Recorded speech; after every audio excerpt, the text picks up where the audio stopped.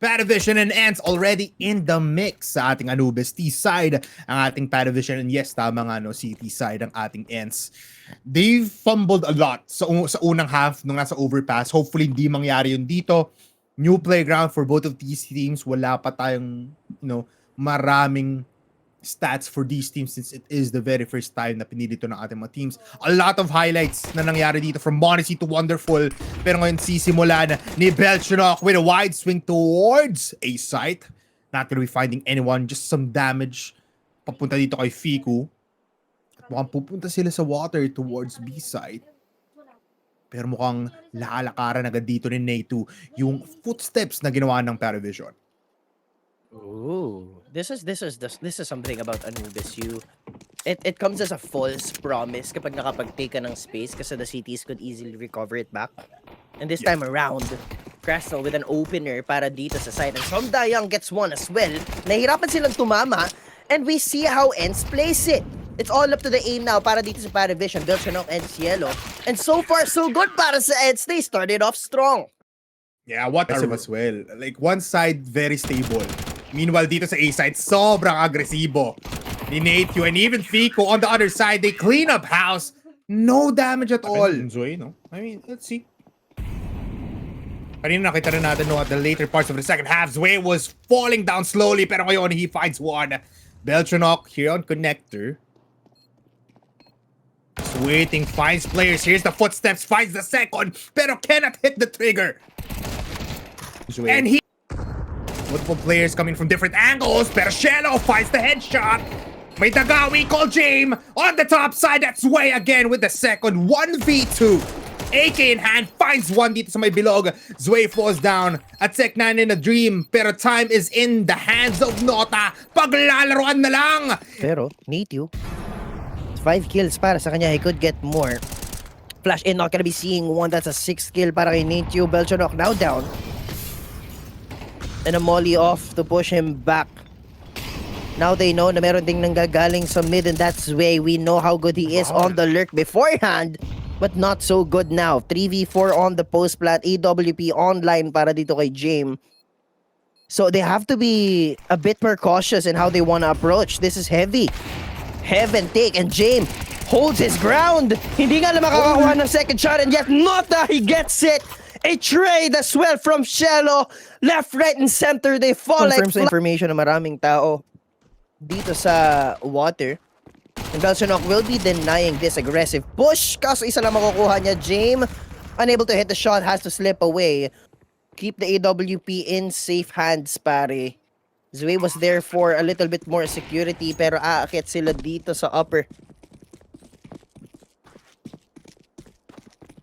And now they're fine. They're alright.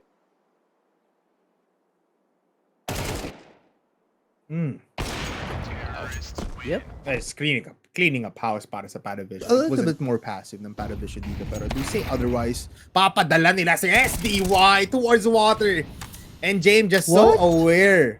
Pero Fiku finds Ray. Wala sa kanila. Meanwhile, James finds one as soon as he jumps. Quick 3v3, 1-2-1-3. Unsure itong ends kung saan nga ba manggagaling ang Paravision, pero Fiku will meet 3 members. Sooner or later, sobrang sama ng timing on that check. Belchenok, another possibilities. Open doors for the post plant in which Ends has to really reconvene kung paano nga ba nila approach. Loses that fight, Belchenok holding it down. The tap is there, pero they should have a proper idea. Nate is still checking towards Cons. What are you doing? And that's the round lost, slipping through their fingers, and Nota confirms a kill. Paravision has the hand. Nothing to lose. So, Ents just keeps on going. Good flashes coming from Paravision, pero no execution right now. Pody medyo overwhelmed. Finds the head of Zway. That's one shot, burning a little bit, goes towards the smoke. 50 seconds para dito kay Belchenok to get into the site, pero SDY already behind him, and it's all up to Nota with the AK. That's one. That's the second, but not the smokes towards heaven and towards Con. Natu doesn't find the shots. Hindi ko connecta, pero SDY out of nowhere through the smoke just finds the angle. Pero maplante bomba, and once again, this is now the site for Panavision. Masyado ka lang maangas. Way! SDY with the What? third! Jane time though, 1 versus 4 is not gonna be enough. That's a pistol killing of your IGL, and Fiku gives the start ng round. Just bodies will be flying here, especially if aware ang ends dito. And yes! Sabi ni Fiku, and as well as Krasno, we find 3, pero Jame and Shello with the Tech 9s finds 2 players, and Jame has an up for some reason after killing off Pody, pero Natyu gets 1, and he goes for the AK. Just playing pretty slow. Not a lot of big aggression unless magpapakita si Krasnal dito, but Fiku with the flash coming in from Pody finds the trade-off, pero mukhang fast executions na sa A with the flashes and smokes combined. Kailangan ni Nature dito maghanda sa assemble ng isang Panavision. You have to be careful as well. Som Dayong has been insane on the anchor here at A. How good can he be now? Spots 1 but does back away. Dalawa nagagaling si Helven. Natyu, isa pa, walang nakapag-trade. Spots through the smoke. Yellow with a double. Post plant a lot better. Talk about aggression. And it's just Fiku all that is lonesome, and they get nada. We get a 6-6 heading on to the second half, mga kaib. That you really have to get inside their heads, and which is such a difficult thing to do. Nota and James though, towards mid, it's a little too messy, but too dirty. Para sa ends, it's a 2v4, it's way down to 6 HP, and yet, he wins that bout! How the hell does that happen? Som Dayong ang nag-iisa, and pare, you might be prolonging the inevitable 8 HP on James, 6 for Zway, and Belchanok to 64. Nota still healthy as a whore. He has the bomb, pero so many angles to cover, so many angles to check. Oh, teka lang, nag-choke si boss! 69 HP! Sway, what just happened? Oh, 1v3, pwede pa. It's doable, very, very doable para dito kay Som Dayong. He's rushed to backside, and he's fine. It's just Shello from close towards Temple, I believe is what you call it. Tamang palace. Pero look at this engagement for Belchonok with the FAMAS. Recovers the op, pero Pody is there with the Deagle. One more defense, and it's Shello, and he finds the headshot. Covers the op, goes for the flick, doesn't hit it. 2v2 now, pero nakaplanta yung bomba, needs to wait for Zway. Pero Nota, medyo antsy, kailangan mag-push. Kailangan makakuha ng kill. And Natyu, He can do it. malapitang Mac 10, that's 1, that's not 2. That's a 1 kill. Negative tayo para kay Coach. Eto, positive ba para sa ends? Ay, yun ang pinakamalaking tanong. Kasi mukhang mahirapan sila dito kasi nakadalawa na kasi Way. But that's the only 2 that he will get. That's all up to Jame. Another Jame time situation. EWP na naman si Boss Idol and RB surprise. Pero ito, set up mula sa ends. Zway, looking towards E-Box, pero he doesn't even get the 2K. Pero Shello from the long side gets 2 kills. With the op jumping all around, Nota finds SDY. Natyu na lang versus 3 players has 20 seconds. Siya naman ang ma-overwhelm. 1 player coming in from B-Long. And we call him the man to do it. It's Belchonok with a round dagger. 9 rounds now para sa Panavision. The shot this time. Nakalampas na naman sa smoke. Si Krasnal naman. Shots are there, pero 72 lang magagawa niya. Cannot go for the trade though. Zway, second kill para sa round ito. Flash just to delay Pody's push. All in na ang ends dito with 33 seconds left. Tries to go for the AK. Oh, good molly. Flashes out 2 people. Nasunog si Nota. Pero dalawa pa rin bahay sa site. It's SDY versus the world. 1v1 and Jame goes for the wraparound. SDY doesn't know. But Jame has all of the information and he gets him with the USP. 10 rounds for Panavision. And you, sobrang ganda ng lurk dito ni Pody. Makakahuli pa nga siya ng isa. That's Cielo, mind you. A heavy hitter. Fiku hitting a couple of bullets through the smoke. And Pody, he just keeps on giving. Thrives from the lurk. And Krasnal opens it up. Samdayang! Someone announces na papasok na sila ng site. Bomb being planted. A smoke and double flashes for them to be used on this retake. Very doable. Krasnal backing away and finds Nota's head. James has to go for this attempt. Right around the corner. So many angles to check and it's match point for Ents. And Napakalinis. leaded by the back 10, SDY, a lot of nades. Has to go yun back lang. towards the grave. Wow, what a setup though para sa Paravision. And now Zway finds one. Inuunti-unti. Mukhang hindi pa tapos ang laban kasi makakahanap siya ng pangalawa. AK in hand, pero the smoke is too thick. Kailangan mag-back off. Oh no! Paravision now controls every site in Anubis. Pero Fiku, again, lurking in the shadows. Finds the head, pero James finds him first. Pody with a spray down. It's 11 rounds. Hindi pa tapos ang laban. It's overtime. Nades flying by. Information now. Pero James flushed out. Good molly mula sa ends. Oh! That's a 2 for 1, 2 for 2 now. Pero James is there, he's still alive.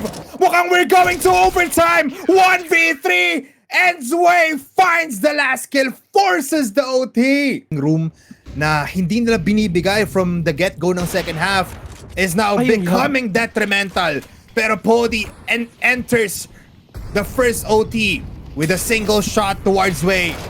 Molly flushes out Nota, mawawala sa Siya ng baril. He's opened up towards Natio. A second could be had, but he has been a little too hungry. Kaya Belchanok has to compensate. Nakakitaan ng tatlo. He gets a double. Bomb on the ground. James on the other side, still taking his sweet time. A minute on the clock, brought down to third. And that there is. Nakakuha na agad ng punishment with just a little bit of gap in the smoke. And Nota, despite dodging the flash, pare, Krasnal was there and ready. And now it has to be played on the back foot. The second round of OT. Belchanok so careful on the scaling of space. Nakakita. They're just dialed in. Constantly calling for Paravision's number. On the back foot once again. Disappointment upon disappointment. Kaya James has to hit each and every shot that he will throw out of this op. Hearing the steps, good James. for one towards his right. He pivots. Pero Pody nakahanda sa angulo. And there's nothing else from Kung Barrett. saan hindi na sila dahado. And some mistakes again. And si Zway ang nagbibigay noon. They also find one. They'll just get If it. Belchanok finds this kill, he can go for a very, very big flank up. Pero Natio is already posted towards the CT spawn. 2v4 now, Emlo. And they have no more time. Yeah, man, there's not much to say. Hanapin natin kung paano makukuha nitong Paravision ang comeback and its way on the entry once again. Mind you, medyo nahirapan siya nung una, but this time around, he finds the opener towards Samdayang. And Zway as well, a double kill na to his name. He gets taken care of, pero he's gotten too much value. Krasnal has been found. Fiku has to reiterate this defense towards the site. He's good for one, pero that's the only single kill that he could get. And a cleaner round from Paravision. One more round, a lifeline at the making. Defense, which they are more comfortable with. Utils to Good push the count. back a little bit more. Kaso nakahanda si Cielo, pare. Samdayang though. Point blank! Nakadalawa pa nga! 6 bullets in the chamber. Naka-headshot siya kay James, but not enough to put him down. And that's the AWP, still very, very deadly. Good flash. Pataas. Not able to put Pody away. And now the bomb being planted, pressure building up. They know that Zway's coming in from mid as well. Fiku founds and founded. Napakahirap nito. Nota with one Pody. Alam niya manggagaling sa lurk and he knows damn well that Zway is low. A couple of bullets from the USP. A headshot in hand. But it's Zway to step up to the plate. What was that? I don't believe it. To really develop his pieces properly on the board and just really get the upgrade. And Zway finds Fiku. Nakabawi pa nga siya, but on the angle, Pody. Alam na ni Zway na merong AWP sa angulo na yon. Now a bit more careful. Now this is healthy information though for ends. But Krasno whiffs a shot. Nota as well finds Som Da-young on that ratty play. Overtime in the first Anubis of 2026. Pody against the world. 1v4. Deagle in hand. No, someone is close, pero cannot find the killing blow. You have seen OTs before, but not this long. Pody ready for James' boost. Could have gotten more. Ante na makakuha dito ng dalawa, at least ang players mula sa E-box. But Sway, distracting them all. My nade, and it just enables a 1-for-1. And now Nota finds also the other, pero si Krasnal nahanap si Sway through the smoke. There's time. And that's 16 rounds para sa ends. Dito ngayon sa B. Pero despite that, mukhang mali ang plano ni SDY. Iniwan si Natyu. Smokes are there even, pero grenades not gonna be affected. Shots flying by, needs to wait for Pody. Good molly to delay the inevitable, pero 15 seconds left. Kailangan na i-plant yung bomba. Flash is there, he's going for the aggressive route. Oh! They find SDY! Through the smoke! And Pody fumbles! Kailangan ng parry vision. Specifically makuha ang advantage. But with their back turn, what are you doing? Sway with a double kill and a single spray down. Krasnal is there to recuperate. A trade for a double kill. And for A1S doing God's work, a swing out for him. Hindi niya makakakuha ng pangatlo. Nota stepping up to the plate with that trade. It's a 2v3. Wala pang bomba. They have the time to actually decide kung saan ba pupunta. Dalawang miyembro na ng ENS ang naka-hold dito sa B, and James wants to continue. Som Da-young has to thrive and deliver. So many angles to really clear. They know someone else is towards CT, but with that molly, stops Som Da-young from pushing. He gets a bullet to the head. Natyu, 2v1. So important, so crucial, stuck in a corner in which dalawang nakatingin. He falls 17-16. Paravision recovers. Lamang sila ng isa. Not going to contest it as much. No flash overhead. With that smoke to announce himself. Zway nahuli pare through the smoke. It was the first time as well. Oh! Knife? Wait! Wag Wait pare. lang. Okay, hindi. They need to go in quite clearly here now. Nakatingin ako kay Sheldon, my bad. But right now, Pody finds one, and Natyu with the trade-off after Belchanok killing off that sniper. Come unchecked time and time again. But of course, they have to be very careful. But with the pressure building up on the shoulders of ENS, napakaganda ng timing dito. He just doesn't have to hold his ground. And now they do check it. Nota, he can't even trade. Cielo as well. The defense has faltered. Belchanok ang nag-iisa nakakuha through the smoke. 16 HP si Fiku. No bomb plant. No piece of utility to stop it. You have to hit your shot. Spray down SDY. Falls too short. 2v3 is very playable. One coming in from flank, and it's si Pody.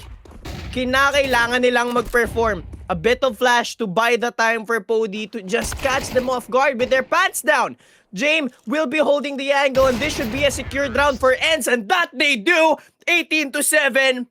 Kinds of things. Ngayon, si Nota naman ang harap. Going out, James with the first kill. As his way, utilities. he needs to go back. He has so many utilities. Nota also found. I think he has been hurt. Zway is there as well. Two coming in. James, another shot. Misses the second.